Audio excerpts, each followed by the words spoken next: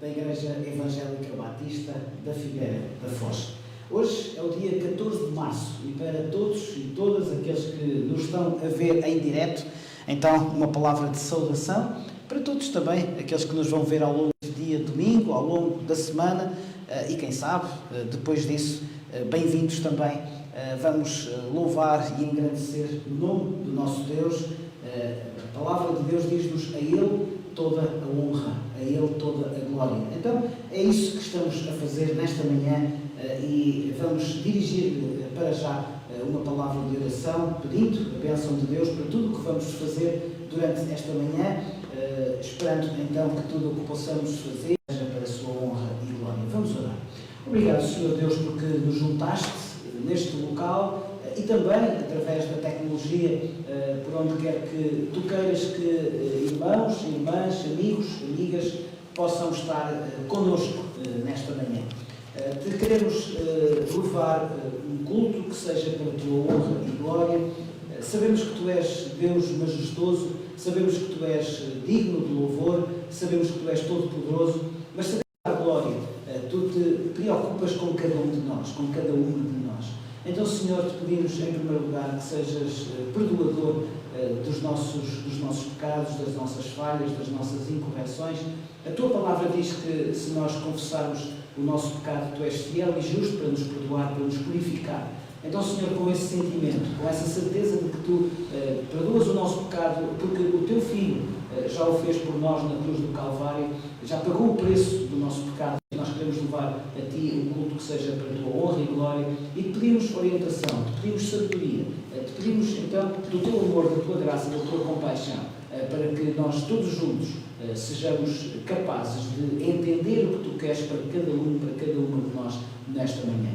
Que Tu possas acompanhar as nossas mentes, que Tu possas dirigir os nossos trabalhos. Em nome de Jesus nós oramos. Amém. Amém.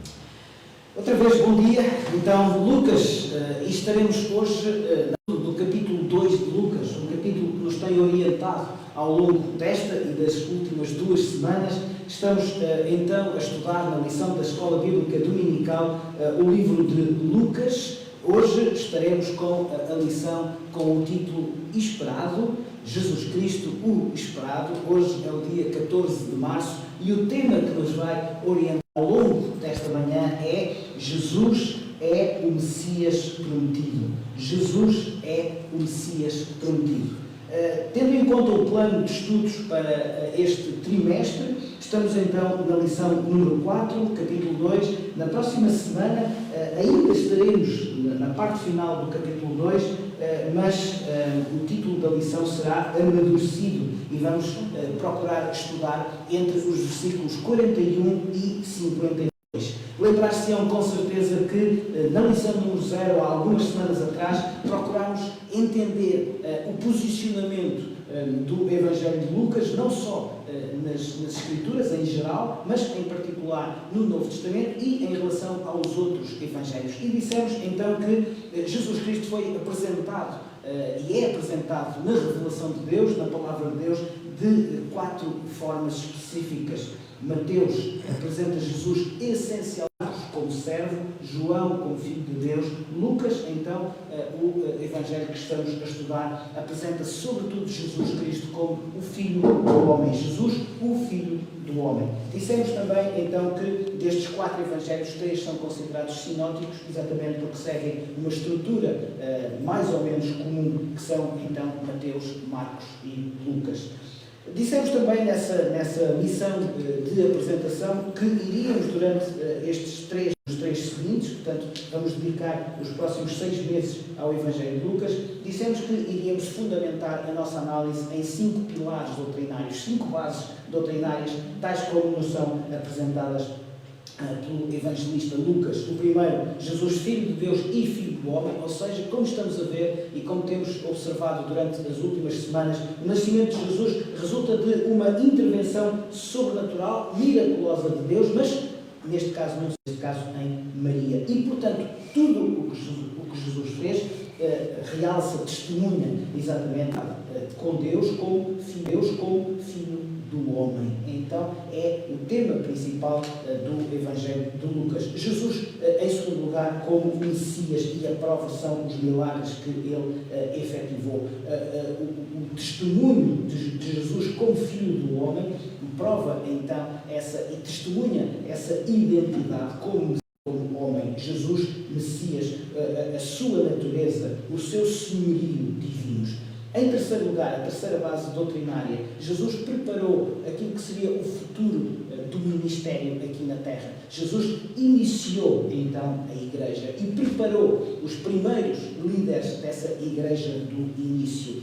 A quarta base doutrinária, estar perto de Jesus é estar perto do reino de Deus. Jesus enviou os seus discípulos exatamente para pregar e da necessidade do arrependimento para a crença. E, finalmente, o julgamento de Deus é inevitável. Ou seja, apesar de nós acreditarmos num Deus que tem permanentemente os seus braços estendidos, não interessa o passado, desde que, com arrependimento, se perceba que sozinhos não conseguimos alcançar a felicidade suprema nas nossas vidas, nesta terra e no futuro, também é verdade que este Deus constantemente amoroso um dia vai julgar, vai ser importante, vai ser decisivo o nosso compromisso de aceitação desta mensagem salvadora de Jesus.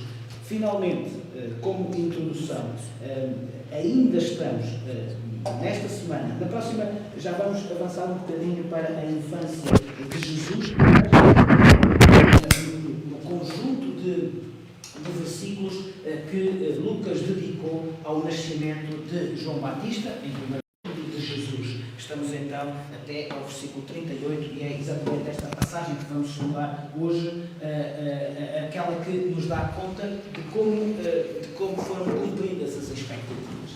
E agora gostava de brincar um pouco com todos aqueles que nos estão a ver.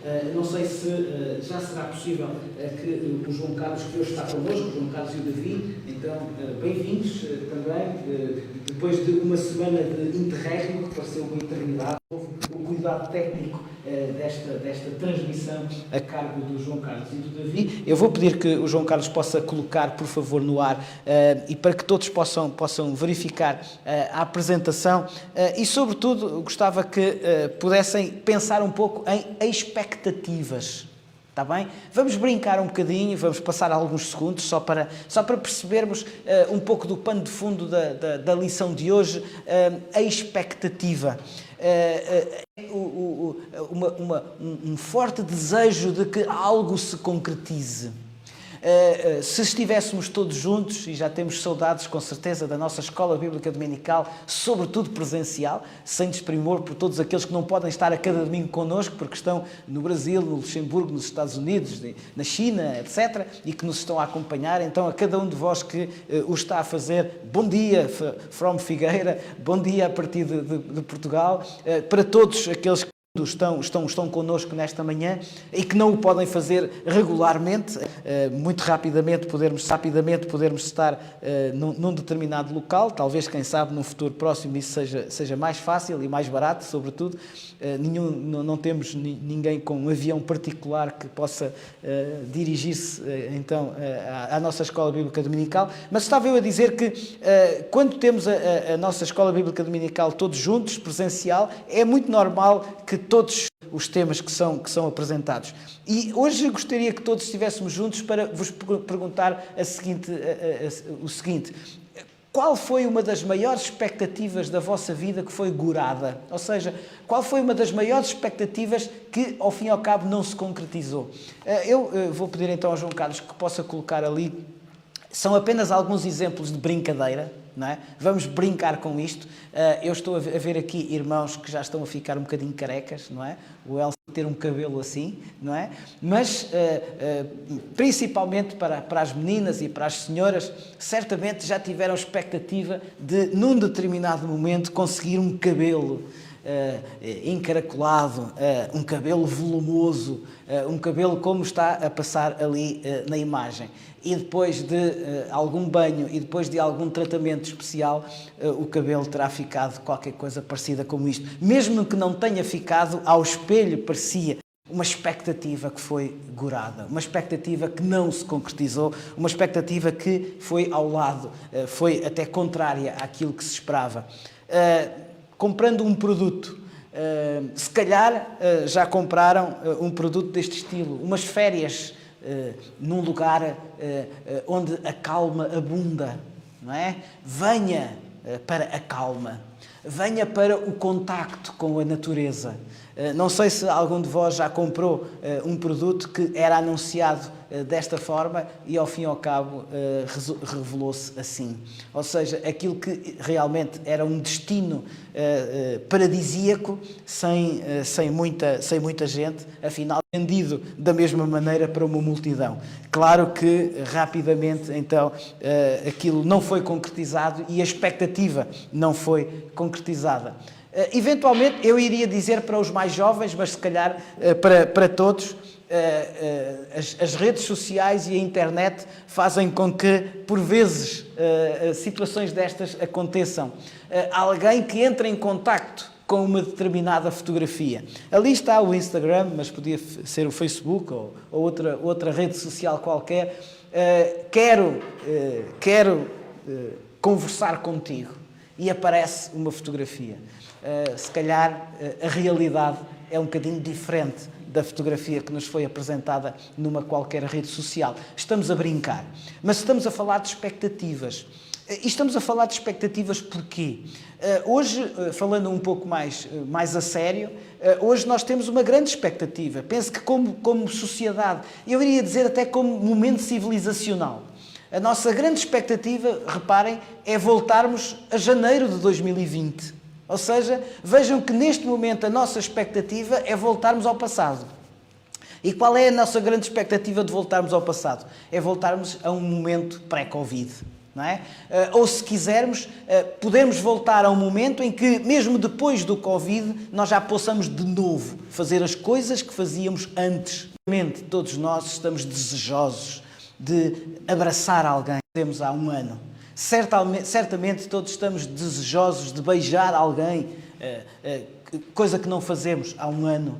Certamente todos estamos desejosos de ir à casa de alguém, o que não fazemos há um ano. Estar juntos. Em igreja, por exemplo, tenho ouvido tantas vezes nos últimos anos a seguinte expressão: como era bom quando nós almoçávamos juntos. Quando era bom quando nós nos reuníamos na igreja, na casa de oração, em Quiaios, no Recanto da Fé, ou quando nós fazíamos uma viagem de autocarro, por exemplo. Como era bom quando nós estamos juntos. Oh, quão bom e quão suave é que os irmãos estejam em união. E nós, reparem que temos esta expectativa. A nossa expectativa é que em junho, em julho, em agosto, em setembro, em outubro, quem sabe, nós sejamos capazes novamente de estar juntos, de regressar a um momento em que já fomos felizes. Porque é que estamos a falar de expectativa? Porque no momento em que aqueles acontecimentos que nós hoje vamos estudar estavam a ocorrer, havia uma expectativa. Vamos ler Lucas, tá bom? Sem mais demoras. Gostaria que abríssemos, não sei se está com à sua frente, não sei se tem o texto em papel, em app, na internet, ou até de todo, se não tem a possibilidade de poder olhar. Mas tudo o que diz respeito a esta lição, nós podemos enquadrar a partir do versículo 21. Completados 8 dias, e estamos então em Lucas capítulo 2 e versículo 20. A nossa escola bíblica dominical e pretende ser cada vez mais interativa. Não temos ainda a possibilidade de estarmos todos juntos e de trocarmos ideias em conjunto, mas se o quiserem fazer através do bate-papo, do chat, da troca de mensagens, a Paula vai ser a porta-voz das vossas mensagens ao longo da manhã. Então estejam à vontade para contribuir para que esta escola bíblica dominical seja verdadeiramente um momento. Provavelmente aquilo que vão escrever vai aparecer daqui a alguns segundos, há algum delay, mas vamos procurar então aproveitar tudo aquilo que estão a pensar e querem transmitir para que todos juntos possamos construir então um estudo que seja benéfico para todos e sobretudo para que seja para a honra e glória do nosso Deus. Estava eu a dizer então que tudo o que vamos falar hoje está enquadrado em Lucas capítulo 2, dos versículos 21 até ao versículo 38. Então, Lucas capítulo 2, 38. Não vamos poder ler, porque não temos tempo, não vamos poder ler todos estes versículos, mas gostava para já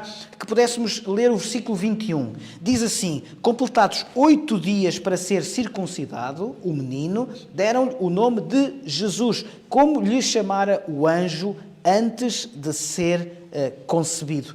Estes versículos, do versículo 21 até ao versículo 38, 40, se quisermos, assinalam uma íntima relação. Íntima relação que o Filho de Deus teve com a velha aliança. Nasceu e cresceu sob a lei para resgatar os que estavam sob a lei. Gálatas capítulo 4, versículos 4 a 5. Isto é importante para introduzirmos o tema enquadrador da lição de hoje. E qual é o tema enquadrador da lição de hoje? É como Jesus cumpriu aquilo que tinha sido dito pelos profetas. E para nós avançarmos na lição de hoje, gostava que pudéssemos ver, mais uma vez, se for possível, colocar então a apresentação. Procurei num quadro bastante sucinto, é isso mesmo, é um quadro, mas procurei neste quadro demonstrar muito rapidamente, evidentemente, nos poucos minutos que temos de estudar a profecia e os profetas na Bíblia, não é essa a ousadia que temos nesta manhã, mas a ideia é de uma forma bastante sucinta, procurar introduzir as ideias gerais em relação a como podemos perceber a profecia e os profetas em toda a Bíblia, em toda a revelação da parte de Deus. E a primeira ideia que gostaria de vos transmitir é que a profecia e os profetas são de facto da Bíblia. Como vamos ver, há uma lógica de profecia no Velho Testamento e uma lógica de profecia no Novo Testamento. E qual é a primeira ideia que eu gostaria de vos transmitir nesta manhã em relação à profecia? É que a profecia tinha uma grande e uma importante tradição no tempo do Velho Testamento. Não podemos entender a revelação de Deus aos homens sem aquilo que a profecia representa nessa revelação. Nós acreditamos que o entendimento dos homens em relação a Deus, nós entendemos que a revelação de Deus aos homens, dito de outras palavras, ou por outras palavras, é uma revelação progressiva. Reparem, comecemos por perceber o que é quer dizer a palavra revelar. A palavra revelação. Como poderíamos traduzir, por outras palavras, esta ideia de revelação? O que é revelar? Revelar é dar a conhecer. Revelar é mostrar a outrem. Ora, não podemos perceber então esta revelação progressiva de Deus sem ser uma revelação, uma demonstração, um conhecimento de Deus aos homens que foi sendo feito de uma forma progressiva. Como? Através da profecia.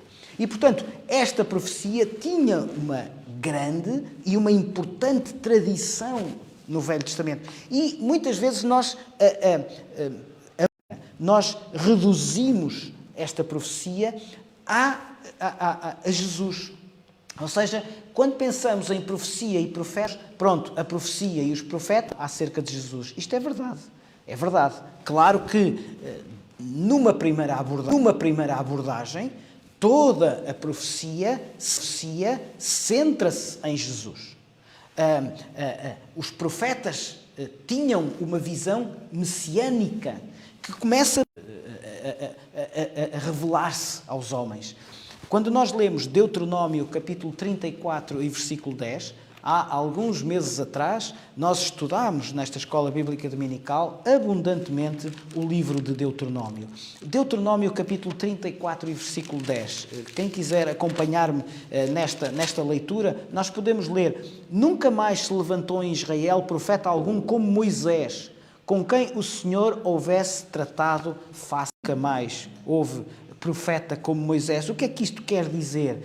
Quer dizer que o Messias prometido teria características de profeta como Moisés. O que é que isto quer dizer? Quer dizer que a Bíblia diz que Jesus é igual a Moisés ou Moisés é igual a Deus? Nada disso. É só para mostrar que esta capacidade de falar profeticamente e de viver de acordo com aquilo que se prega é importante e que Jesus cumpriu em si como homem, mas também como Deus, evidentemente, tudo aquilo que tinha sido dito acerca de si próprio. Mas não podemos reduzir toda a profecia a uma perspectiva messiânica.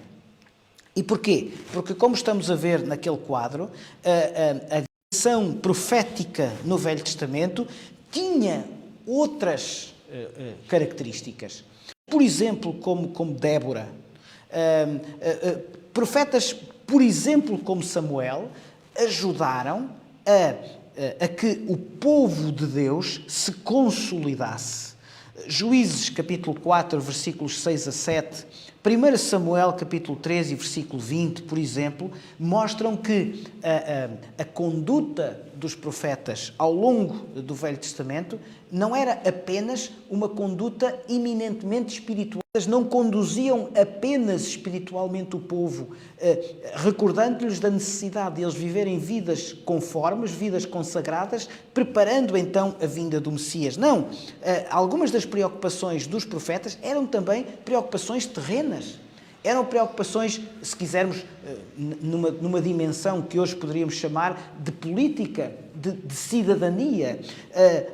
Débora, Samuel ajudaram, por exemplo, na conquista da terra de Israel. Elias e Eliseu orientaram reis, deram-lhes conselhos.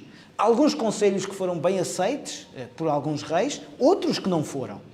Mas reparem que esta tradição profética no Velho Testamento não era, portanto, e gostaria de vincar este tema, não era eminentemente uma profecia de caráter apenas espiritual. Não.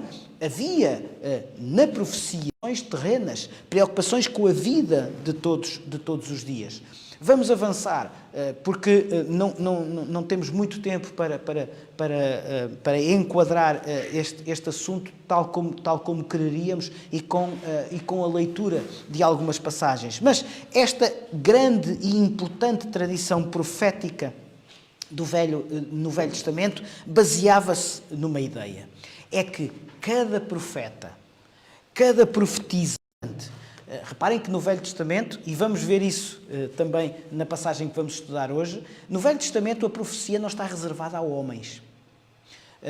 Não vamos agora entrar no assunto da questão, da chamada de homens e mulheres. Na minha modesta opinião, acho que é um assunto perfeitamente anacrónico. Não faz grande sentido nos tempos de hoje estarmos a discutir se as mulheres podem ou não podem ser livres. E honestamente não me parece que sequer possa ser objeto de qualquer dúvida, mas isso acredito que outros terão outra opinião que não esta. Mas se repararmos, no Velho Testamento houve profetisas. Débora, por exemplo, e outras. Não estava reservado só aos homens. Claro que perguntarão, então, mas claro que há muito mais homens do que mulheres. Claro, mas isso é uma questão. E as sociedades também se foram adaptando. E, portanto, claro que há muito mais profetas homens do que mulheres, mas a profecia não foi reservada a homens. Mas, quer fosse homem, quer fosse mulher, tinha de ter uma característica. Tinha de ser chamado diretamente por Deus. Ou seja, tinha de haver um comissionamento, tinha de haver uma comissão direta de Deus para que alguém falasse em seu nome. Esta chamada para transmitir uma mensagem que era recebida da parte de Deus, podia vir de duas grandes maneiras. Podia vir através de uma revelação direta. Temos vários exemplos no Velho Testamento em que Deus disse, faz isto, transmite esta mensagem. Há uma revelação direta da parte de Deus a alguém para uma mensagem. Esta mensagem que era recebida, mas reparem, não era recebida para o profeta. O profeta não recebia, e muitas vezes penso que uma boa parte de alguns equívocos em relação a muitos hoje que dizem que falam em nome de Deus, é exatamente, eu recebi da parte de Deus uma mensagem para mim. Não é? Ouvimos muitas vezes esta ideia, eu recebi uma mensagem de Deus para mim. Ora, reparem que no Velho Testamento não é esta a ideia. Tu recebeste uma palavra, transmite essa mensagem que recebeste. E, portanto, esta mensagem podia ser uma mensagem vinda diretamente por Deus. Mas também temos casos na Bíblia e no Velho Testamento em que esta revelação veio por visões ou por sonhos. Ou seja, não há uma transmissão direta. Há uma visão. E temos muitos exemplos de visões no Velho Testamento que alguns profetas tiveram e foi a maneira como receberam da parte de Deus. Ou então, através de sonhos. Também temos no Velho Testamento e seria certamente muito interessante nós dedicarmos alguns minutos a vermos cada um destes exemplos. Revelação direta, visões, sonhos. E como disse, não temos tempo e não quero amassar-vos e não quero ultrapassar a hora que nos é dedicada para a Escola Bíblica Dominical.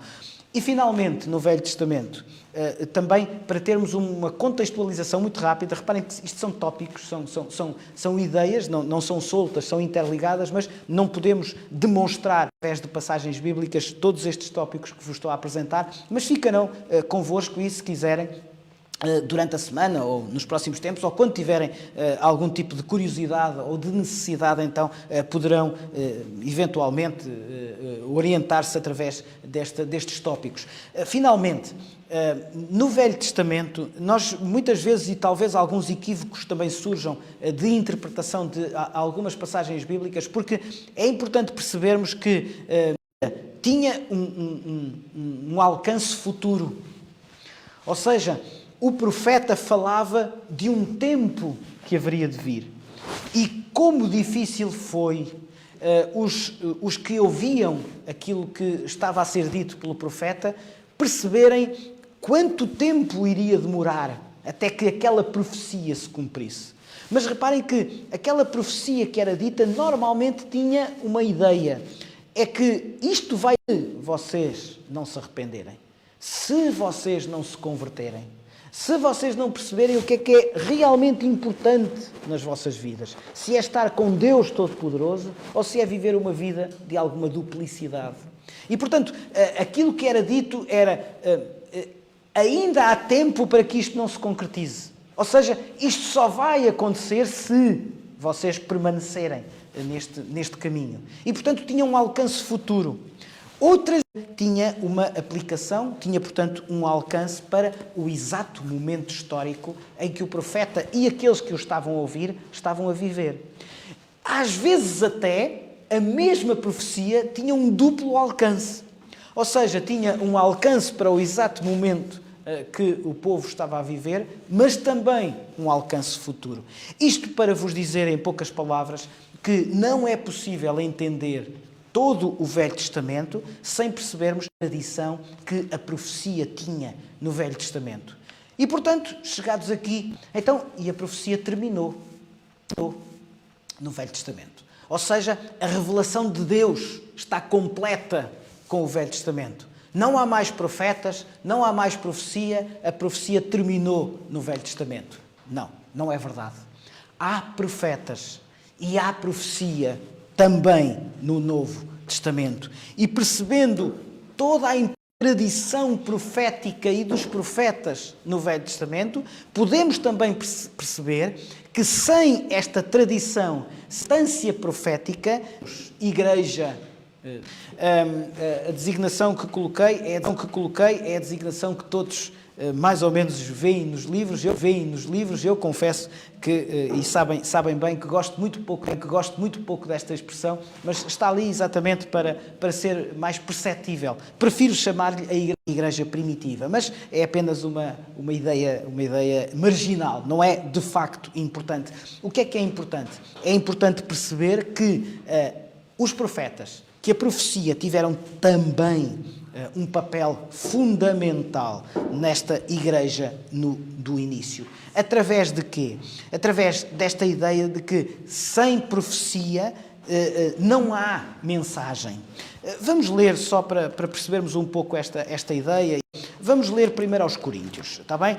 São palavras do apóstolo Paulo, primeiro aos Coríntios, no capítulo 12. Vamos fazer aqui um compassinho de espera, só para podermos todos juntos poder ler esta passagem. 1 Coríntios, capítulo 12, e vamos ler do versículo 28 até ao versículo 31. Diz assim: a uns estabeleceu Deus na igreja, primeiramente apóstolos, em segundo lugar profetas, em terceiro lugar mestres, depois operadores de milagres, depois dons de governos, variedades de línguas. Porventura são todos apóstolos? Ou todos profetas? São todos mestres? Ou operadores de milagres? Têm todos dons de curar? Falam todos em outras línguas? Interpretam-nas todos? Entretanto, procurai com zelo os melhores dons. Ou seja, o que é que nós podemos aprender nesta passagem? Que há profecia, há profetas no Novo Testamento. E há profecia e há profetas no Novo Testamento porquê? Exatamente porque a revelação de Deus ainda não estava completa. Deus ainda estava a revelar-se. Há aqui um importante contributo, se quisermos, doutrinário, teológico, que é preciso assegurar e compreender. A ideia de que até à escrita do do livro do Apocalipse, a revelação de Deus ainda não está completa. Nós acreditamos que a revelação de Deus, a Bíblia, está completa com o Apocalipse. Nesta altura, a revelação ainda não estava completa. E, portanto, a igreja do Senhor Jesus, se quisermos, numa dimensão então intemporal, foi construída, foi edificada sobre o fundamento dos profetas e dos apóstolos. Mais uma passagem que é importante percebermos e termos em conta, Efésios, mais um livro escrito pelo apóstolo Paulo, Efésios capítulo 2 e versículo 20, diz assim: edificados, a igreja, sobre outros e profetas, sendo ele mesmo, Cristo Jesus, a pedra angular. Então, Jesus Cristo é a pedra angular porque toda a profecia, então, aponta no sentido de Jesus Cristo. Mas também, neste princípio da Igreja, e numa altura em que a profecia não estava ainda toda dada aos homens, ou seja, o Apocalipse ainda não tinha sido escrito, também os vossos irmãos da Igreja do início foram chamados por Deus a ler acontecimentos. Não podemos ler todas as passagens, mas estão ali algumas. Atos, capítulo 11, versículo 28, capítulo 20 e versículo 33. No capítulo 27, dos versículos 22 a 26, temos muitos exemplos no Novo Testamento de profetas que previram acontecimentos. Numa altura, então, em que era preciso edificar a Igreja do Senhor, na base, mas nos ensinos dos profetas e dos apóstolos. E reparem que há uma característica que se mantém do Velho para o Novo Testamento. É que os profetas eram chamados por Deus para entregar uma mensagem que lhes era confiada. Uma mensagem de necessidade de arrependimento. Os profetas anunciam julgamento. Atos capítulo 13, por exemplo. Mas é uma característica que já se verificava no Velho Testamento.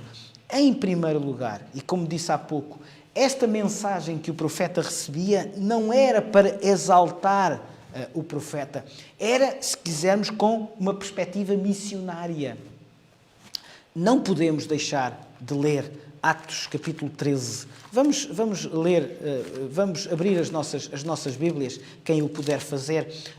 Vamos ler Atos capítulo 3 versículos, os versículos 1, 2 e 3. Diz assim: havia profetas e mestres, Barnabé, Simeão, por sobrenome Níger, Lúcio de Cirene, Manaém, Colasso de Herodes, o tetrarca, e Saulo. Vejam o versículo 2. E servindo eles ao Senhor e jejuando, disse o Espírito Santo: separai-me agora, Barnabé e Saulo, para a obra a que os tenho chamado.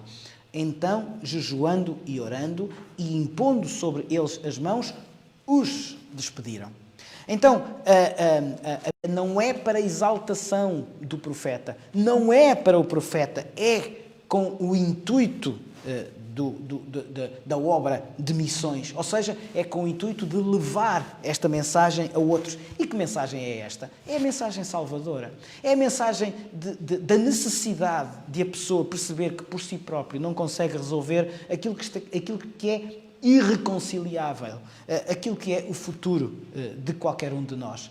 Como é que será a nossa eternidade? E a nossa eternidade só poderá ser ou com Deus ou sem Deus. Esta é a mensagem missionária. E era isto que foi esta mensagem que foi confiada aos profetas, como vamos ver daqui a pouco. É esta a mensagem que é confiada a cada um de nós. Mas havia mais um teste. E qual era o teste do algodão? Havia há algum tempo atrás, nas televisões, um spot publicitário, um reclame, um comercial, em que a certa altura alguém passava o teste do algodão e dizia no final: o algodão não engana. Não é? E era a forma de se ver se determinado produto tinha ou não tinha tirado a sujidade de um móvel ou o pó acumulado. Neste caso, qual era o teste do algodão? O teste do algodão, 1 Coríntios, capítulo 14 e versículo 29. Como é que se sabia que, de facto, aquela mensagem que estava a ser entregue por um profeta era uma mensagem da parte de Deus? E não uma invenção de um homem, e não uma ideia, e não um impulso do momento. Como é que se sabia, de facto, que aquela mensagem era a mensagem de Deus? Tinha de ser avaliada pela Igreja. Ou seja, teria de se perceber se validava então aquilo que estava a ser dito à luz do próprio conhecimento das Escrituras. Quando nós lemos, por exemplo, 1 Coríntios, capítulo 14 e versículo 29, nós percebemos bem esta ideia. 1 Coríntios, capítulo 14 e versículo 29, diz assim: tratando-se de profetas, falem apenas 2 ou 3, e depois vejam o que diz a seguir: e os outros julguem. Julgar no sentido de, não, avaliem. Hoje poderíamos dizer, supervisionem, monitorizem, ou seja, verifiquem se de facto aquela mensagem é uma mensagem que pode ser enquadrada à luz do conhecimento, à luz da teologia, se quisermos, à luz daquilo que já conhecemos acerca de Deus, ou se é apenas uma mensagem que claramente não se adequa a todas estas ideias. Quando então percebemos a grande importância, a centralidade da mensagem profética em toda a Bíblia, então aí percebemos exatamente que esta passagem que hoje nós vamos considerar se integra nesta lógica de grande importância e de grande tradição fundamentadora, se quisermos, em toda a Escritura da profecia. Mas tinha a ver. E agora que nos abeiramos de Lucas, novamente de Lucas capítulo 2, compreendemos a dificuldade histórica, a dificuldade do momento. E qual é esta dificuldade? A dificuldade de 400 anos de silêncio. Durante cerca de 400 anos, parecia que Deus tinha deixado de se revelar aos homens. Tinha havido, ou estava a acontecer, um notável e longo conhecido período de silêncio. A profecia esteve silenciosa durante cerca de 400 anos. E, portanto, este anúncio, que começa por ser o anúncio do anjo, primeiro a Zacarias, depois a Maria, e que teve, curiosamente, como resultado eles próprios profetizarem, ou seja, Zacarias, embora tendo ficado mudo, profetizou sem palavras. Maria, que o anjo lhe tinha dito, era como que o recomeço da atividade profética, da mensagem de Deus aos homens, depois de cerca de 400 anos de silêncio. Ora, percebemos a expectativa. Percebemos então, porque há pouco tentei brincar um bocadinho convosco em relação à expectativa. Imaginemos como era grande a expectativa, recomeço da atividade profética em Israel. E, portanto, talvez assim percebamos melhor como o Messias estava a ser esperado pelo povo de Deus. Lucas capítulo 2, versículos 25, 26 e 27. Temos ainda alguns minutos, eu não sei exatamente as horas a que começámos, não sei quantos minutos é que já temos de Escola Bíblica Dominical, não sei se vamos nos 40 e poucos minutos, não sei, mas eu não quero ultrapassar muito a hora. Desta vez confesso que não fixei, mas, enfim, pela 45 minutos, obrigado. Então, estava certo. Prometo não ir além da hora. Mas vamos então ler Lucas capítulo 2, versículos 25, 26 e 27. Diz assim a palavra de Deus. Havia em Jerusalém um homem chamado Simeão, justo e piedoso, que esperava a consolação de Israel. E o Espírito Santo estava sobre ele. Revelara-lhe o Espírito Santo que não passaria pela morte antes de ver o Cristo do Senhor. Movido pelo Espírito Santo, foi ao templo.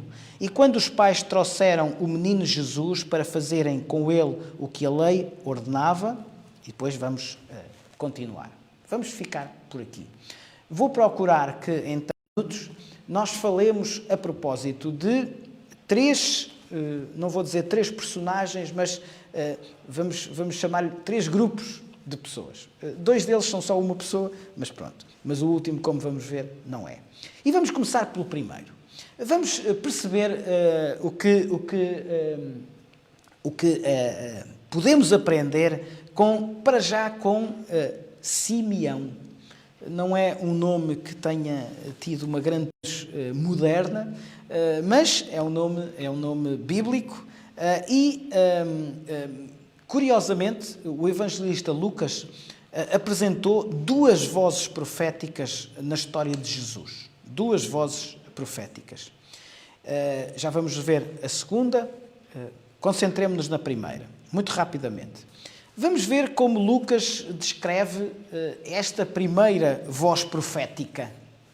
Depois de, então, a profecia regressou a Israel. Os profetas regressaram a Israel. E temos então aqui um dos primeiros, Simeão. Como é que Lucas descreve Simeão? Parece ser um homem comum. Vejam que diz, havia em Jerusalém um homem. Não diz rigorosamente mais nada para o qualificar. Não diz que é médico, escriba, mais nada. Provavelmente seria um homem comum. Agora, há algumas coisas que nos diz. Diz que este homem, vejam o que diz a seguir, era justo, piedoso e mais, esperava a consolação de Israel. Ora, aqui já percebemos que este homem aparentemente comum começa algumas capacidades teológicas. Primeiro, este homem comum, justo, significa que tinha um padrão moral confiável. Hoje isto poderá não ser assim tão significativo. Hoje estamos demasiado presos ao valor legal de um determinado documento, que é mais importante o que está escrito de um determinado documento do que propriamente a assinatura de quem o subscreveu. E muitas vezes a própria lógica, a própria formulação frásica faz com que um possa ter uma interpretação, outro possa ter uma interpretação radicalmente contrária, e é muito menos importante quem assinou, porque não tinha uma visão daquilo que estava a assinar ou uma outra. E, portanto, é menos claro hoje o que é que significa a palavra de honra de alguém. Ora, ser descrito como um homem justo, neste contexto, significava que ele era uma pessoa confiável. Ou seja, significava que os seus pares o reconheciam como alguém que tinha um alto padrão moral. Isto é importante. Porquê? Porque aquilo que Simeão vai dizer é muito mais facilmente aceite, porque ele, à partida, tinha uma confiabilidade superior dos seus pares. Ou seja, este homem, tudo aquilo que dizia era à partida confiável, porque ele era considerado justo. Claro que não estamos a falar de justiça divina. A Bíblia diz que não há um justo nem um sequer. Não estamos a falar em termos de salvação. Estamos a falar em termos de sociedade. Simeão era reconhecido pelos seus pares como um homem justo. Significa então que ele tinha um alto padrão moral, era um homem honrado, era um homem confiável.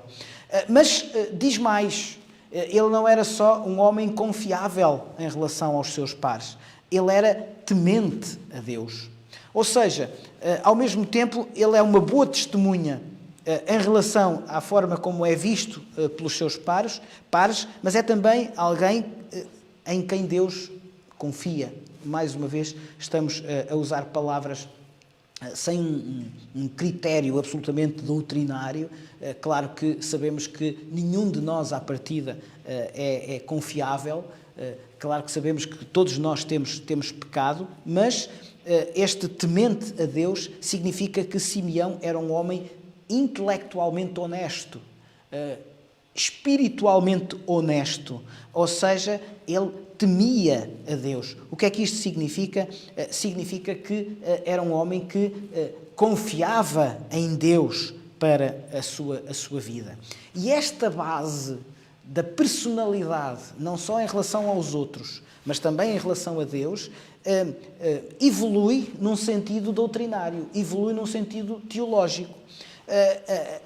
A forma como Lucas descreveu Simeão, teologicamente, é uma forma pensada. Ou seja, parece que a visão, se quisermos, teológica de Simeão era já uma visão fora do comum, era uma visão extraordinária.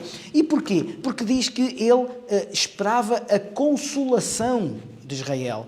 Esta palavra grega utilizada então por Lucas é a mesma que Jesus usou para os...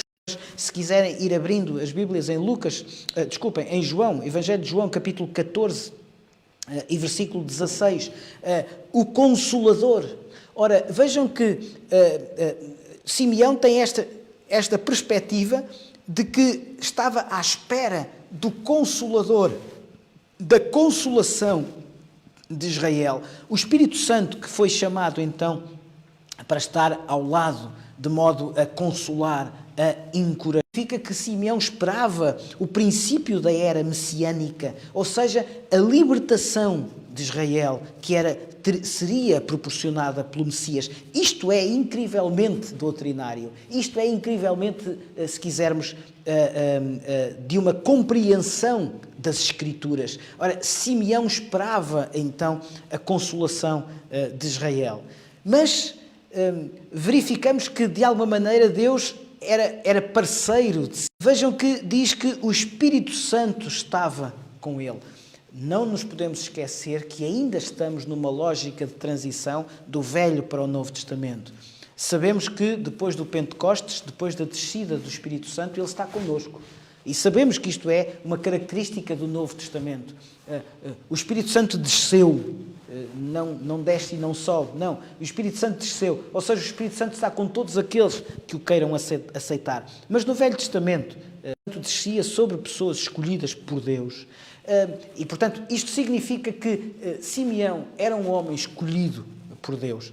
Esta presença do Espírito em Simeão, este testemunho confiável, esta inspiração do Espírito leva a que Lucas diga uma terceira coisa, incrivelmente espiritual, se quisermos doutrinária, de Simeão. Ele não morreria antes de ver o Cristo do Senhor.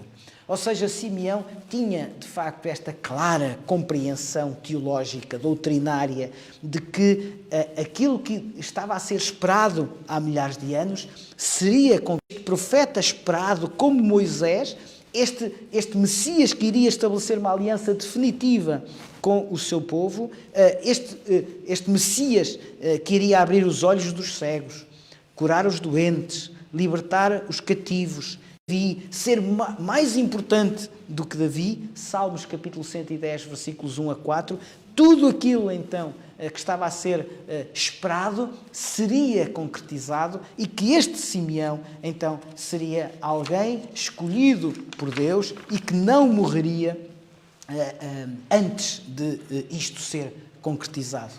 E então, para finalizar esta parte, o que é que nós podemos finalmente conhecer? Podemos conhecer a forma como ele aceitou ser guiado por este Espírito. Vejam que o versículo 27 diz que foi movido pelo Espírito, foi impulsionado, foi empoderado, se quisermos. Esta expressão é claramente uma expressão que nos é comum. Porque o que é que diz Atos dos Apóstolos, Atos do Espírito Santo, no capítulo 1? E recebereis o Espírito. Ou seja, sereis movidos então pelo Espírito Santo e ser-me-eis testemunhas para ir. Ora, é exatamente esta possibilidade, esta capacidade, este poder que o Espírito nos dá, que foi aquele que deu a Simeão e levou-o ao templo. Mais uma vez vamos encontrar aqui, eu há pouco disse-vos que iríamos ver 3 tipos de pessoas. Simeão, já vamos ver Ana, mas há um grupo de pessoas que é central na ligação e na intercessão destas pessoas. São os pais de Jesus.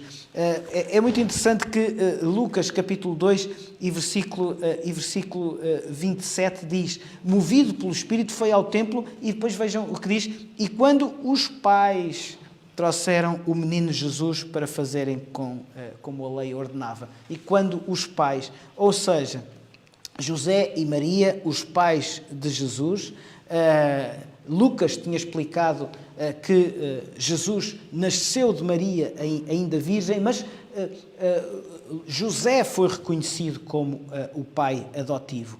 Então, para fazer conforme ordenara a lei.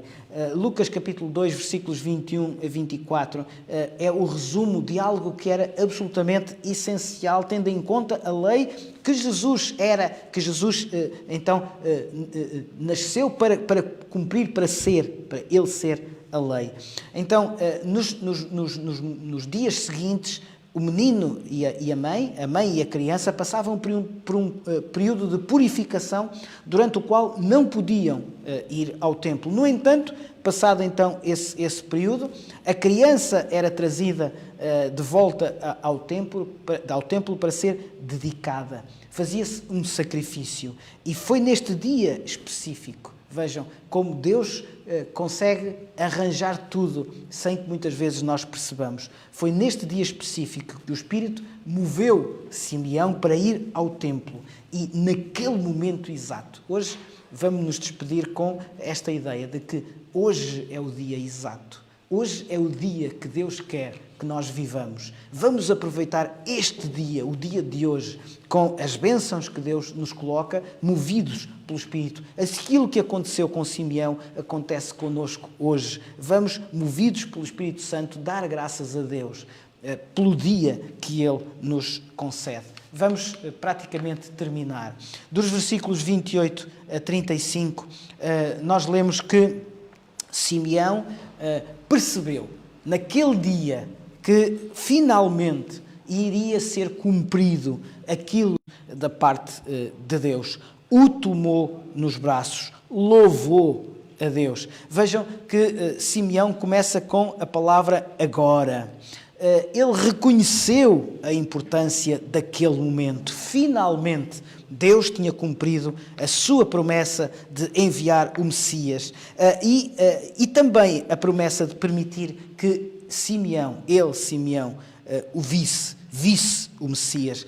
Reparem, aqui nós podemos perceber que este tomar nos braços, louvando a Deus, significa que Simeão reconheceu a importância daquele dia, reconheceu a importância daquele momento, mas, mais importante do que isto, ele profetiza, ou seja, ele verbaliza. E vamos ver como é que verbaliza e para terminarmos. Então, vamos ler do versículo 28 até 35. Esta porção das Escrituras, ou seja, do versículo 29 até ao versículo 32, é conhecido com uma expressão, eu peço desculpa pelo meu latim, de facto nunca estudei latim, vou ler e, portanto, provavelmente não vou pronunciar bem, mas é qualquer coisa como nunc dimittis. Nunc dimittis. Será qualquer coisa parecido como o despede agora. Estas palavras de Simeão, tradicionalmente conhecidas então como nunc dimittis, o despede agora o teu servo. É uma oração em que Simeão percebe que finalmente teve da parte de Deus uma grande bênção. E diz então, agora, Senhor, podes despedir em paz o teu servo. Mas, sobretudo, porque já estamos avançados na hora, os meus olhos já viram a tua salvação. Ou seja, reparem que Simeão usa as palavras, versículo 29, Senhor, no versículo 30, a palavra Salvador. Senhor, Salvador. Senhor, então, é o soberano, eu sou o servo. Salvação é uma salvação poderosa. E que salvação poderosa é esta? Reparem, é uma salvação universal. Diz, diante de todos os povos. O Senhor descobriu o seu santo braço à vista de todas as nações. Todos os confins da terra verão a salvação do nosso Deus. Esta luz para a revelação de todos. E Simeão tem exatamente esta capacidade intelectual, mas doutrinária, teológica, de perceber isto, e diz o final que os abençoou. Versículo 33, outra vez, o pai e a mãe estavam ali, admirados. Mais uma vez, esta aparente contradição.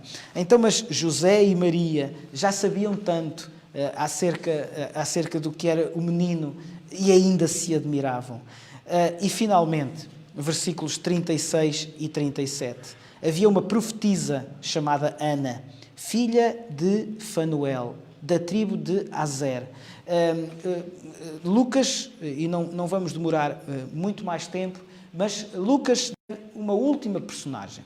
Já vimos então Simeão, já vimos os pais do menino e como eles são centrais nesta ligação entre Simeão e Ana, como vamos ver. Agora, só 2 ou 3 minutos para Ana. É interessante que Ana é, neste contexto, uma mulher improvável. Em primeiro lugar, é uma mulher. Claro que tinha de constar no seu registro de quem é que era a filha. Gênesis capítulo 32, versículo 30, Fanuel é um nome que corresponde que Jacó viu a Deus. Gênesis capítulo 32 e versículo 30. É a única vez que aparece esta personagem no Novo Testamento. Não há mais qualquer relato, mas da tribo de Aser, ou seja, ela era uma judia, e portanto como judia aguardava o nascimento, a vinda do Messias. Curiosamente, esta mulher improvável, esta personagem improvável, portanto, em primeiro lugar, uma mulher. Em segundo lugar, tudo o que vemos acerca dela é não muito claro. Podemos dizer, então, mas Lucas diz tanta coisa, como está escrito, pode prestar-se a várias interpretações. Porquê? Porque diz, era já de idade avançada, e depois diz que era viúva por quase 84 anos e viveu com o marido 7 anos. Ora, podemos dizer, então, mas era viúva agora, casou aos 77, não é? 77 mais 7 dá 84. Então casou aos 77 anos e era viúva há 7? Não, parece que não. A forma como está esta frase no original, ela esteve casada 7 anos e era viúva há 84. Ou seja, há 84 anos que era viúva e tinha estado casada há apenas 7 anos. Ora, se juntarmos 84 mais 7, dá 91, portanto, esta mulher teria certamente mais de 100 anos. Ora, é uma personagem absolutamente improvável. É uma mulher idosa, bem idosa, não é? E podemos... é que Deus escolheu esta mulher? Quer dizer, não seria mais lógico escolher, nem que fosse uma mulher, mas eventualmente mais jovem? Ora, nós lemos aqui algumas coisas sobre Ana que podem ser um bom exemplo para nós. Assim como lemos acerca de Simeão, e vou então terminar com esta referência, o que é que podemos aprender com Simeão? O que é que podemos aprender então com Ana? Vejam que, apesar de ser mulher, apesar de ser idosa, apesar de estar muito provavelmente a caminho do fim dos seus dias, não se afastava do templo, não estou a inventar, é o que está no texto, cultuando a Deus dia e noite, com jejuns e orações. E diz mais, diz que ela, que era viúva, vejam o versículo 38, chegando naquela hora. Então, enquanto tudo isto estava a acontecer, chegou Ana. Não foi por acaso. Assim como não foi por acaso que Simeão foi movido pelo Espírito. Certamente a prática de vida, como Ana tinha uma prática de vida de constante abnegação em relação a Deus, chegando naquela hora, dava graças a Deus e falava a respeito do menino a todos os que esperavam a redenção de Israel. Ou seja, ela falou, apesar de uma mulher improvável, apesar da sua idade, a sua constância de vida proporcionou-lhe a possibilidade, então, de contactar com o terminar. Em primeiro lugar, deu graças a Deus. E a pergunta é esta: será que hoje já demos graças a Deus por termos o menino connosco? Em segundo lugar, ela confessou, ou seja, ela falou, ou seja, ela testemunhou, ou seja, ela disse da alegria na sua vida. Uma alegria que certamente não tinha a ver com as circunstâncias. A vida desta mulher certamente não teria sido uma vida fácil. Não dependia das circunstâncias. O facto de ter uma experiência com este menino, o Messias, o Redentor. E então, finalmente, a pergunta para o resto da semana. Será que a minha vida, será que a forma como eu estou a viver demonstra que as promessas de Deus dão propósito à minha vida? Vivo demonstrando que as promessas de Deus dão ou estão a dar propósito à minha vida? Não saia do seu lugar. Vamos fazer uns segundos muito breves de uma pequena intervalo para voltarmos então para o culto de louvor, adoração e pregação da Palavra de Deus. Graça e paz.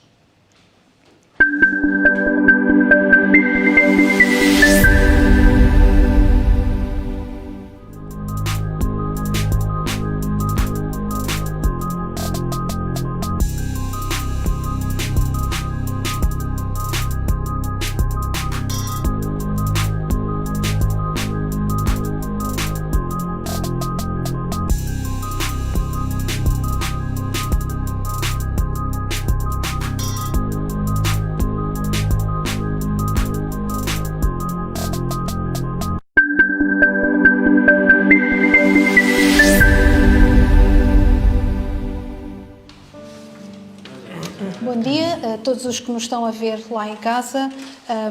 Pedimos desculpa pelos cortes que têm ocorrido. Não são efetivamente por questões técnicas, mas são tecnológicas. Mas nós vamos dar continuidade então ao nosso culto e vamos começar por cantar.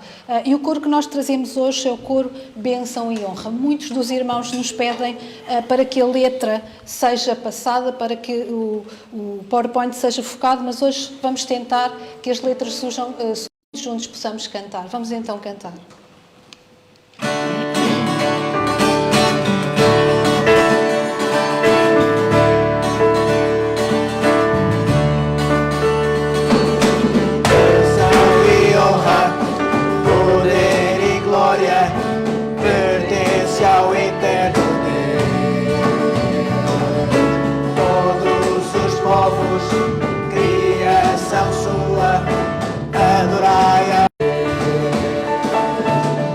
Toda língua confessará sua grande glória, todo joelho se dobrará. Em louvor serás exaltado, ó Deus, e o teu reino não passará, ó eterno Deus.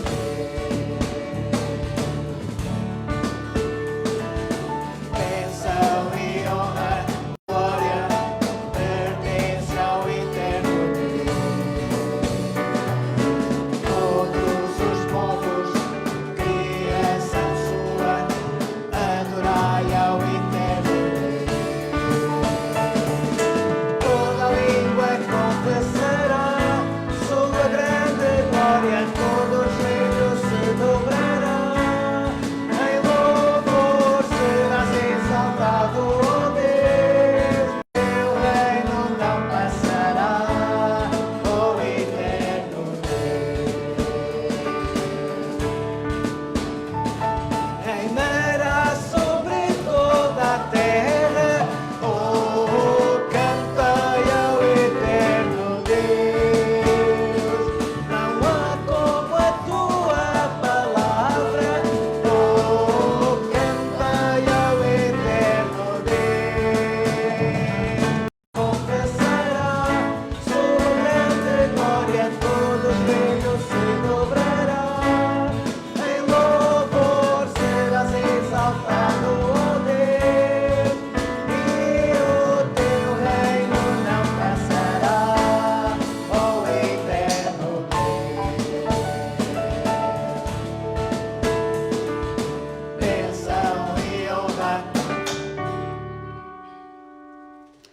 Neste momento, ao irmão Amaury, que possa dirigir-nos numa palavra de oração, e hoje vamos orar especialmente pela irmã Diana, pelo marido, pelo Senhor Pascoal, que está a passar um momento muito difícil, e a nossa irmã Diana encontra-se triste, encontra-se ansiosa, e o Senhor Pascoal está numa situação de grande. Especificamente que o Amaury nos possa orar, dirigir uma palavra de oração, lembrando então este casal e pedindo uma bênção para o culto que se vai seguir. Vamos orar.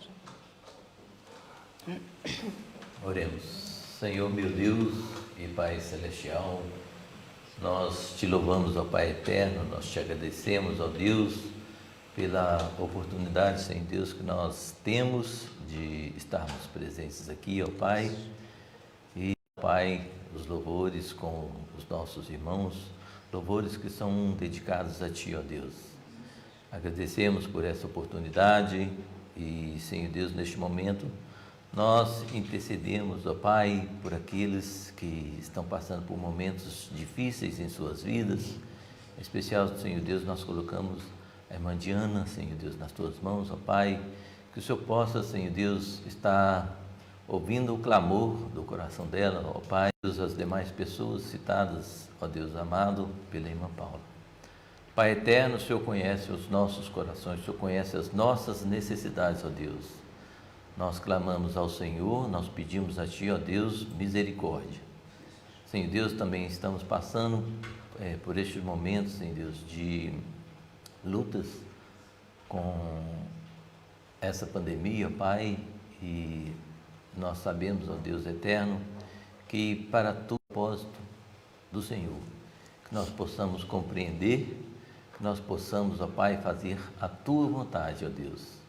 Que o Senhor esteja abençoando o restante do nosso culto, que o Senhor possa estar abençoando cada irmão, ó Pai, que neste momento está, ó Pai, sintonizado conosco através das redes sociais. Obrigado, Senhor. Somos falhos, ó Pai, peço perdão pelos nossos pecados e falhas. Pedimos ao Senhor também que o Senhor esteja nos fortalecendo, que nós possamos, ó Pai, estar buscando a santificação a cada dia. Em nome de Jesus. Amém. Nós vamos ler Salmos 96, dos versos 1 a 13.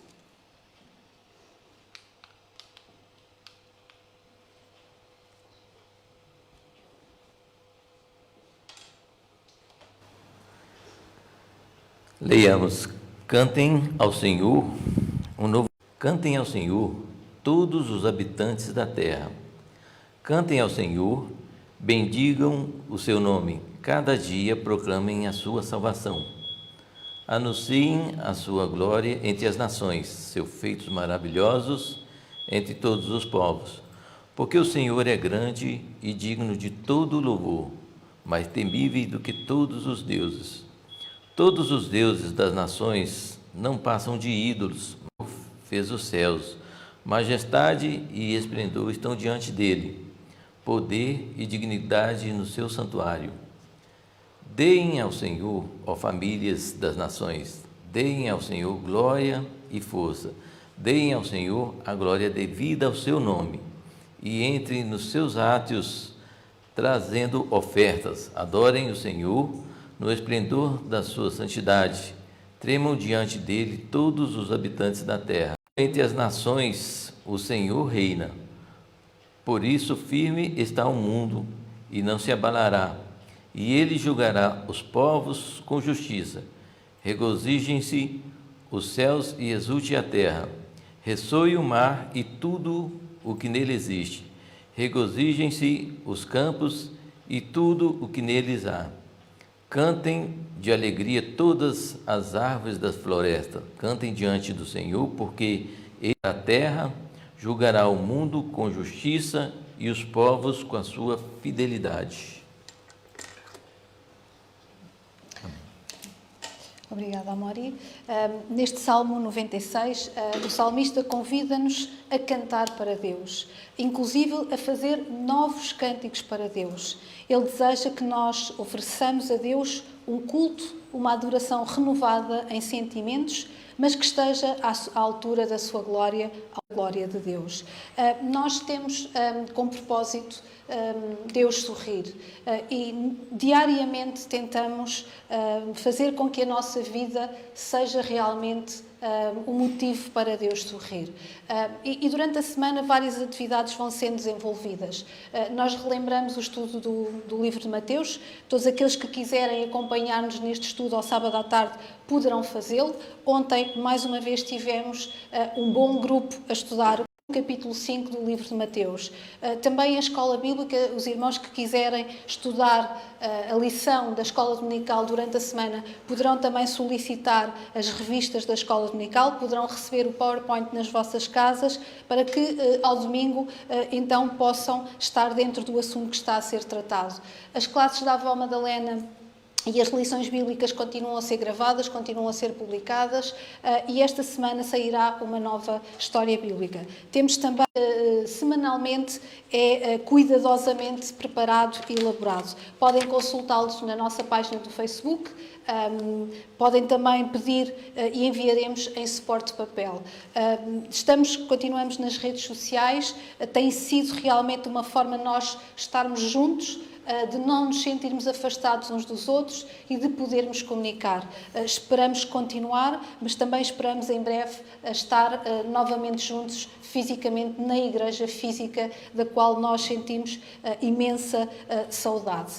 Deixo também um apelo para todos os irmãos, principalmente aos irmãos, para poderem enviar os vossos dízimos e ofertas para o IBEM. Eu penso que o João Carlos tem esta imagem projetada nos vossos ecrãs, mas também estamos numa altura de fazer o IRS e todos os amigos da Igreja, todos os irmãos da Igreja, e sem que haja qualquer agravamento para cada um de nós, para o contribuinte, deverá ou poderá consignar 0,5% do seu imposto à Igreja, e para isso basta indicar o NIF da Igreja, que também está projetado na imagem. É o 592 007 170. Todas as vossas ofertas são direcionadas para a casa do Senhor e com o único objetivo de glorificar e divulgar a palavra de Deus. Nós vamos cantar na sequência do Salmo 96 que o irmão Amori acabou de... Nós vamos cantar louvando o nosso Senhor. Vamos cantar ao Senhor um cântico novo. Vamos então, todos os que estão em casa poderão acompanhar-nos.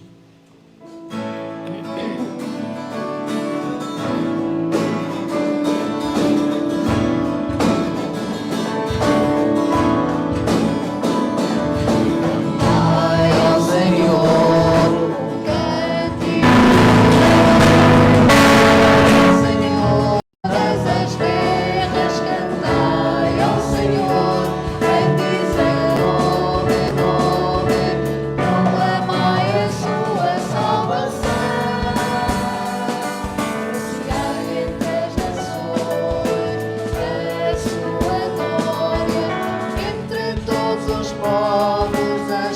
suas maravilhas, porque grande é o Senhor, muito digno de ser louvado, pelo que os falsos deuses, glória e majestade estão diante, força e formos no seu santo, glória e majestade estão diante dele, força e formosura no seu santuário.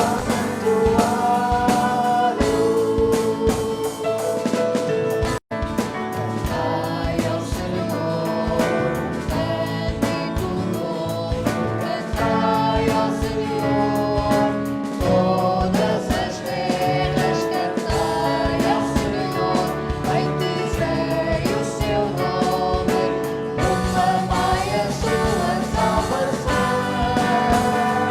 Anunciai entre as nações a sua glória, entre todas as suas maravilhas, porque grande é o Senhor, muito digno de ser louvado, mais temível do que os falsos deuses. Glória e majestade estão diante dele, força e formosura no seu santuário. Glória e majestade estão diante dele, formosura no seu santuário.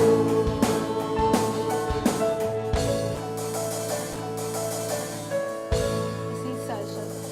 De seguida vamos ouvir a pregação que se intitula Adoração e Eu.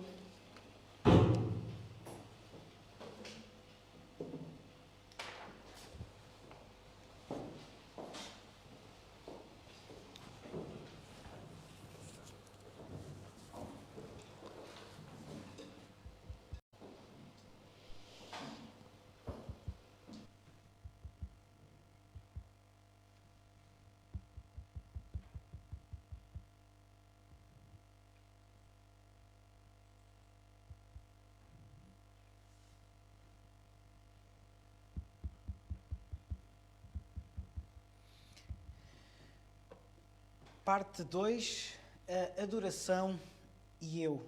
O que é a adoração?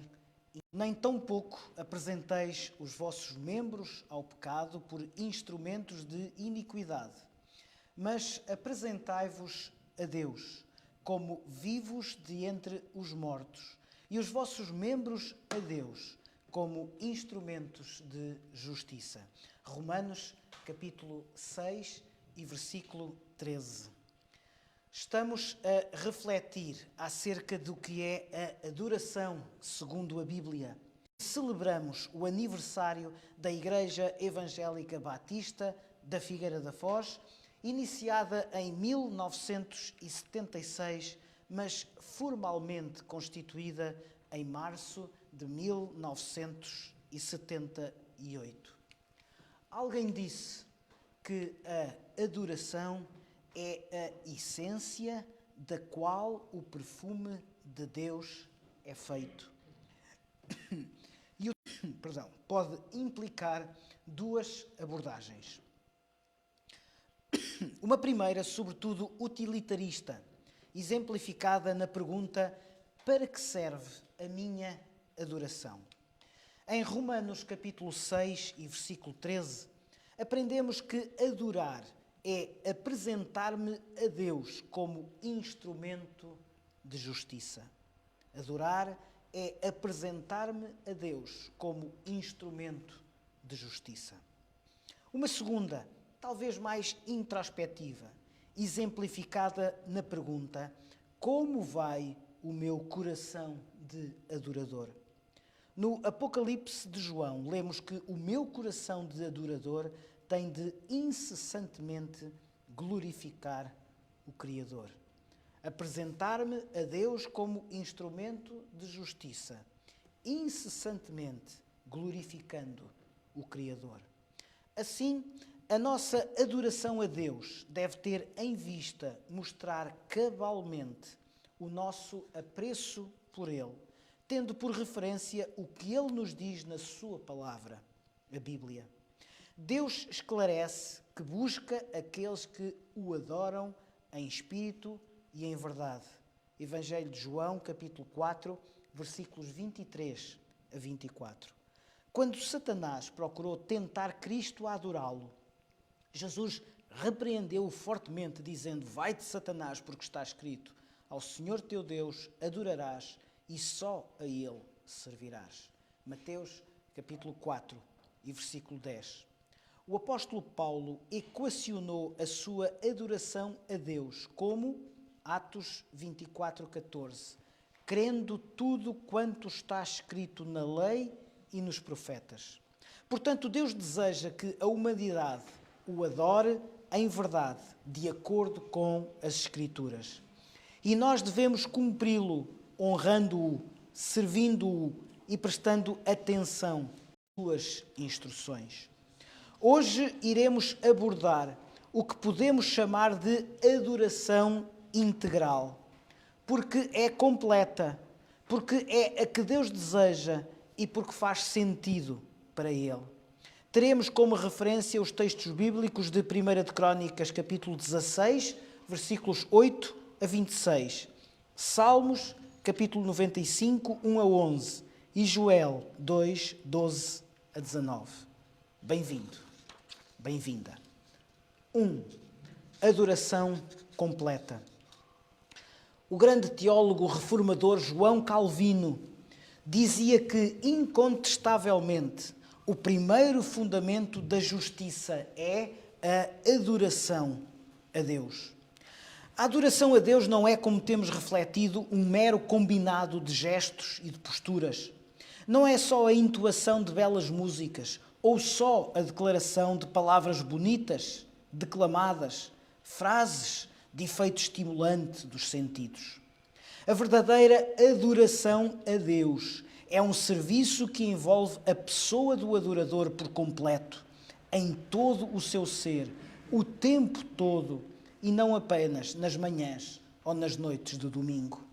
Assim, a adoração completa tem de ser, tomando como referência o texto bíblico de 1 Crônicas 16, 8 a 26, as seguintes características.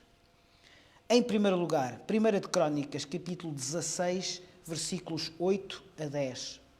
Louvai ao Senhor, invocai o seu nome, fazei conhecidos entre os povos os seus feitos. Cantai-lhe, salmodiai-lhe, falai de todas as suas obras maravilhosas. Gloriai-vos no seu santo nome. Alegre-se, buscam ao Senhor. Então, em primeiro lugar, a adoração completa tem de ser louvor. Em segundo lugar, ainda em 1 de Crônicas 16, 11, a adoração tem de ser oração. Buscai ao Senhor e a sua força. Buscai a sua face continuamente. 1 de Crônicas, capítulo 14.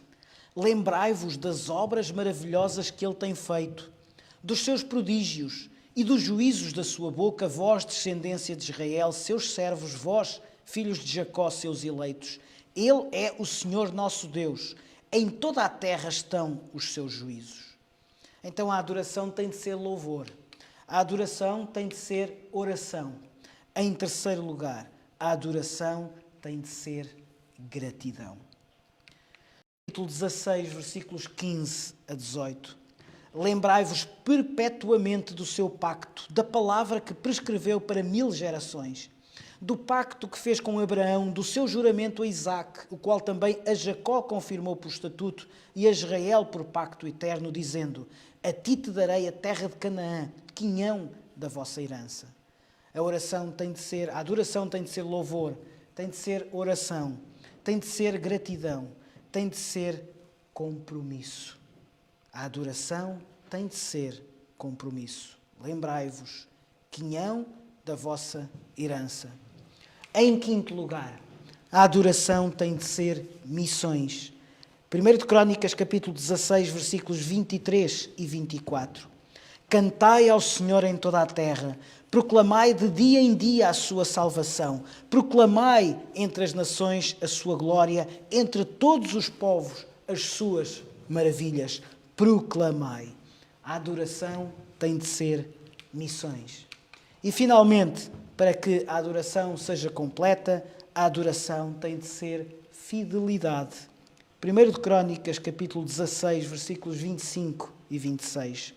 Porque grande é o Senhor e muito digno de louvor. Também é mais temível do que todos os deuses, pois todos os deuses dos povos são ídolos. Porém, o Senhor fez os céus. Adoração integral é uma adoração completa. O que é uma adoração completa? É uma adoração com louvor. É uma adoração com oração. É uma adoração com gratidão. É uma adoração com compromisso, com missões e com fidelidade. Assim é uma adoração completa. Mas acreditamos que a adoração integral, em segundo lugar, é a adoração que Deus deseja. E agora vamos viajar um pouco. Estivemos em 1 de Crónicas, capítulo 16. Agora vamos para o Salmo 95. Salmos 95, versículos 1 a 11. E como é que aprendemos acerca da adoração que Deus deseja? Deus deve ser sempre engrandecido e dignificado na nossa adoração por tudo o que Ele é, mas também por tudo o que Ele representa para as nossas vidas. Assim, a adoração que Deus deseja de nós deve ser apresentada tomando como referência o texto bíblico de Salmos, capítulo 95, versículos 1 a 11. E o que é que lemos no Salmo 95, no versículo 1? Vinde, cantemos alegremente ao Senhor, cantemos com júbilo à rocha da nossa salvação. A adoração que Deus deseja é uma adoração com alegria, com júbilo. Mas, na primeira parte do versículo 2, aprendemos que a adoração que Deus deseja é também uma adoração com ações de graça. Diz, apresentemo-nos diante dele com ações de graças. Para a seguir, na segunda parte do versículo, dizer, e celebremo-lo com salmo de louvor. Então, a adoração que Deus deseja é uma adoração com alegria e júbilo, com ações de graças, mas também com louvor.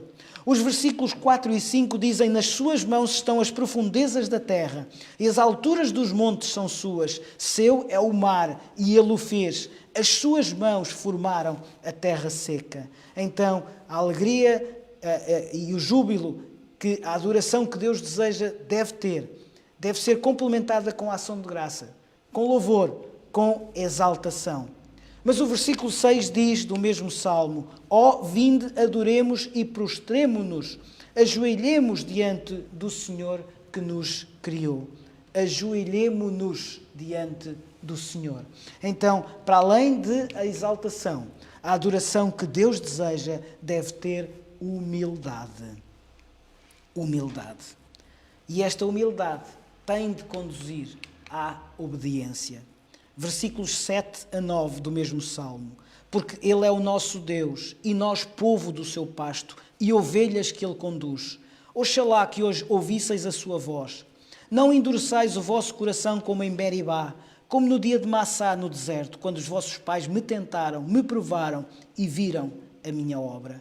Então, a oração e a adoração que Deus deseja é uma adoração com obediência. E, finalmente, a adoração que Deus deseja é uma adoração que deve ser feita com arrependimento. Durante 40 anos estive irritado com aquela geração e disse, é um povo que erra de coração e não conhece os meus caminhos. Por isso jurei na minha ira, eles não entrarão no meu descanso. Então, o que é a adoração integral? Em primeiro lugar, é uma adoração completa. Adoração com louvor, com oração, com gratidão, com compromisso, com missões, com fidelidade. Em segundo lugar, o que é uma adoração integral? É a adoração que Deus deseja.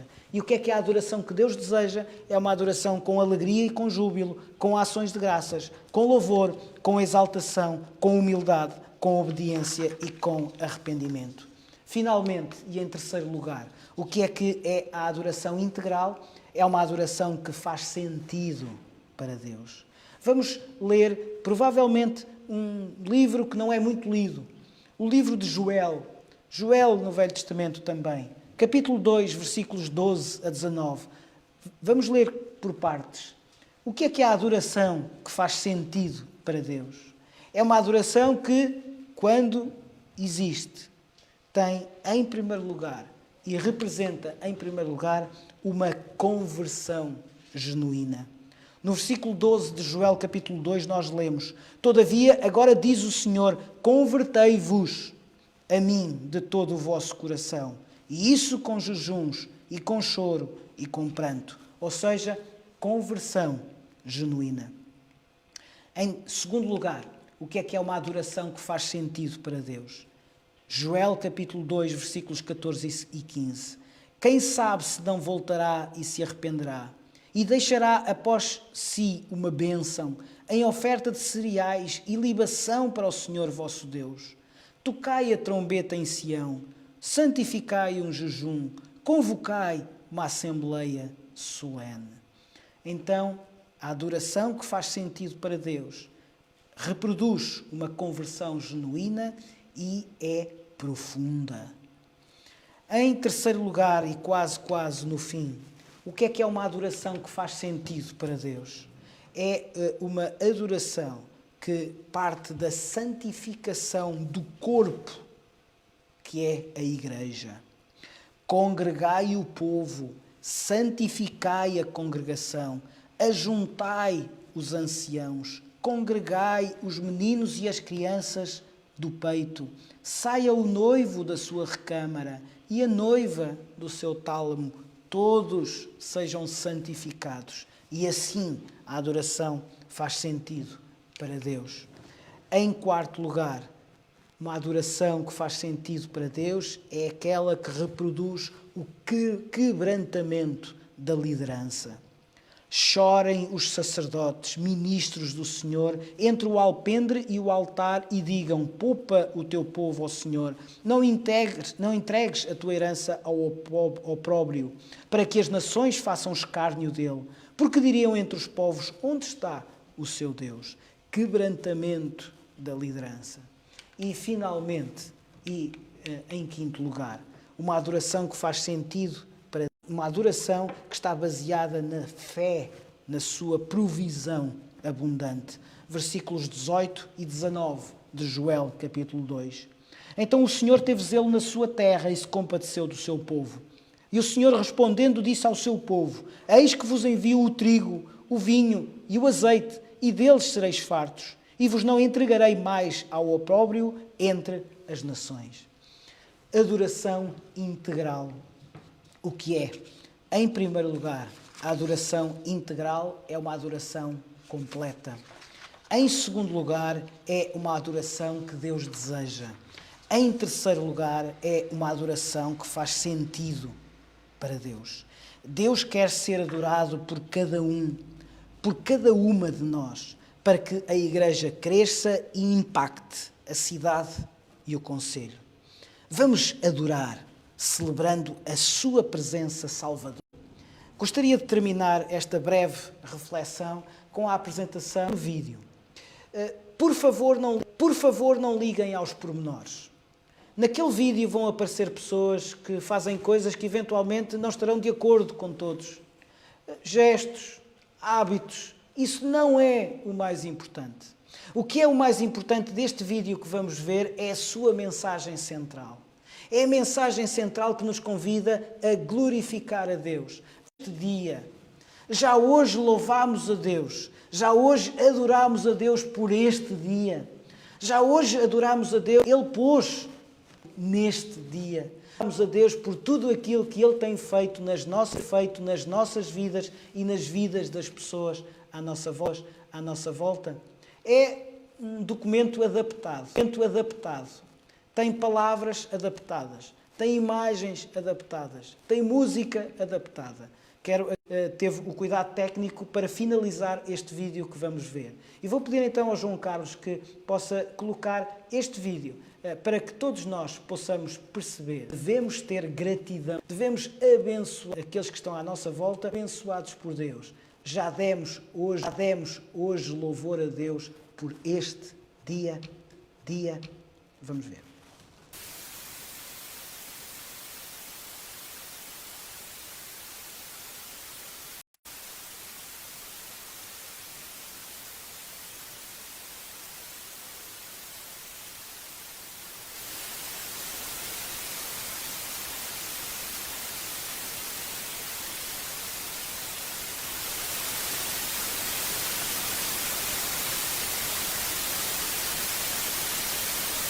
Tu achas que isto é apenas mais um dia na tua vida? Não é apenas mais um dia. É o dia que te foi dado. Hoje. Ele é-te dado a ti. É um presente. É o único presente que tu tens neste exato momento. A única resposta apropriada tem de ser a gratidão.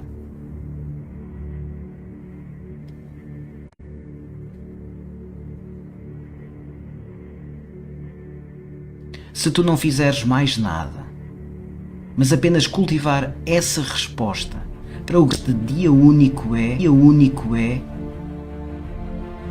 se tu responderes como se fosse o primeiro dia da tua vida, o último dia, então tu vais ter passado o dia de hoje muito bem. Começa por abrir os teus olhos e surpreende-te porque tens olhos através dos quais podes abrir esta incrível escala de cores que é constantemente oferecida a cada um de nós para nosso puro prazer. Olha para o céu.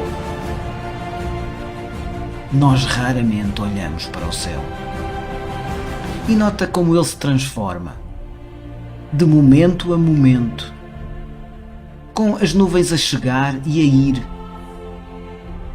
Nós pensamos no tempo, e mesmo em relação ao tempo, nós não percebemos que existem muitas nuances. Apenas pensamos que há bom tempo ou mau tempo. Este dia de hoje é um tempo único. E pode ser que nunca mais haja um tempo exatamente igual. Pois esse arranjo de nuvens no céu nunca será o mesmo de agora. Abre os teus olhos e olha para isto. Olha para o rosto das pessoas que tu conheces.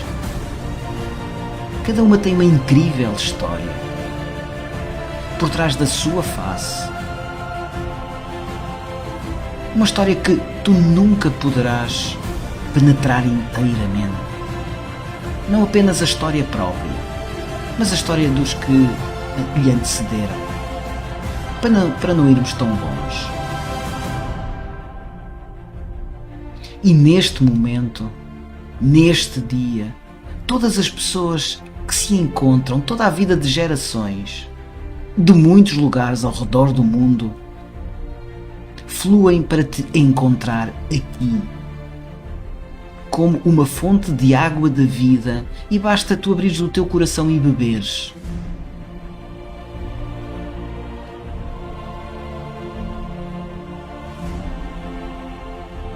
Abre o teu coração para o incrível presente que a civilização nos dá.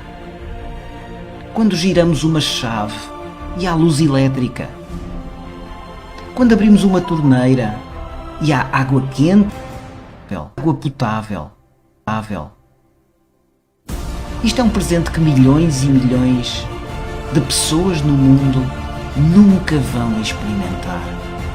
Estes são apenas alguns poucos do enorme número de presentes para os quais podemos abrir o nosso. Eu desejo que tu abras o teu coração para todas estas bênçãos e deixas fluir através de ti, para que venham em conta dia, sejam abençoados por ti. Apenas pelos teus olhos, pelo teu sorriso, pelo teu toque, apenas pela tua presença. Deixa a gratidão fluir em bênção ao teu redor.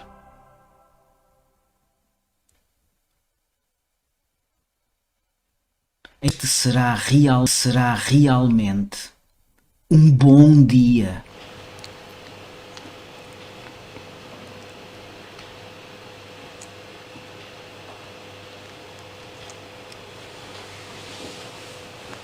Estamos quase a finalizar o nosso culto, mas não podemos finalizar sem antes glorificar ao nosso Deus. E nós vamos cantar mais uma vez. E o coro que nós vamos cantar vai ao encontro daquilo que tem sido pregado e que foi pregado e daquilo que os acabaram de ouvir. Então vamos cantar um coro que diz: adorai em majestade, toda a glória seja dada a Cristo Jesus. E este é realmente o nosso propósito, adorar em toda a majestade. Vamos cantar.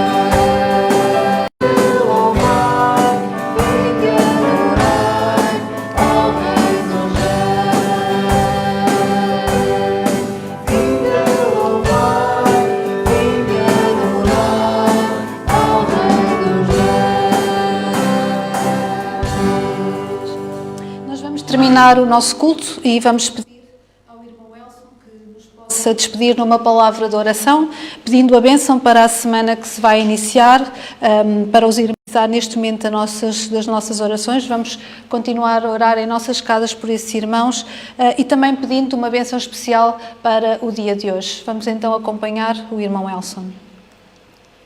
Vamos orar. Senhor nosso Deus e nosso Pai, agradecemos a Ti por esse culto maravilhoso, por este momento tão especial nas nossas vidas, pelo fato de estarmos diante de Ti, diante da Tua presença, ficando, exaltando e aprendendo mais a respeito da Tua palavra. Agradecemos a Ti pela saúde, pela força, pela coragem que o Senhor tem nos dado para enfrentar todos esses problemas que têm surgido, e nós, com certeza, venceremos tudo e teremos uma experiência gloriosa dentro de cada um de nós, pois sabemos que o Senhor tem zelado, tem cuidado, e nós agradecemos ao Senhor por tudo, na certeza da nossa vitória, que o Senhor está conosco. Amém. Amém. Nós despedimos dos nossos irmãos, dos nossos amigos e encontrar-nos-nos no próximo domingo pelas 10 horas e desejamos uma semana muito abençoada para cada um de vós e para as vossas famílias. Graça e paz. Iniciada em 1976 na Figueira da Batista, organizou-se em igreja 2 anos mais tarde. Acreditamos que a Palavra de Deus nos desafia a viver com o desígnio de vencer o mundo, porque somos seus filhos, em Cristo, na graça e pela fé. Dele temos este mandamento, que quem ama a Deus, ame também a seu irmão.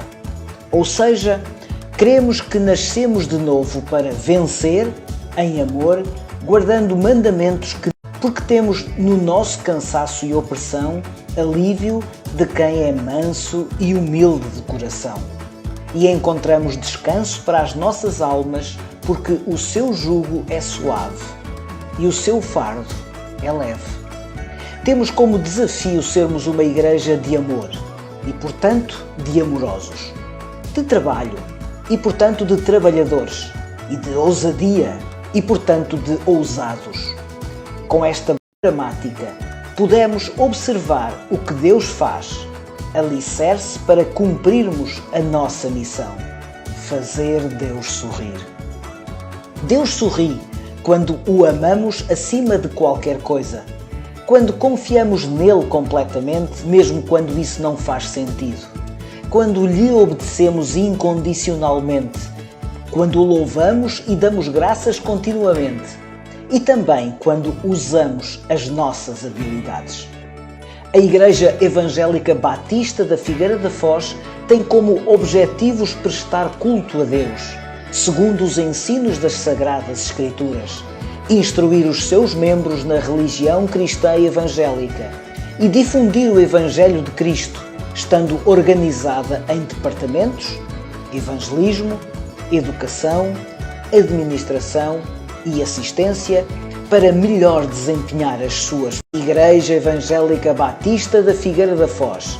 Bem-vinda, bem-vindo!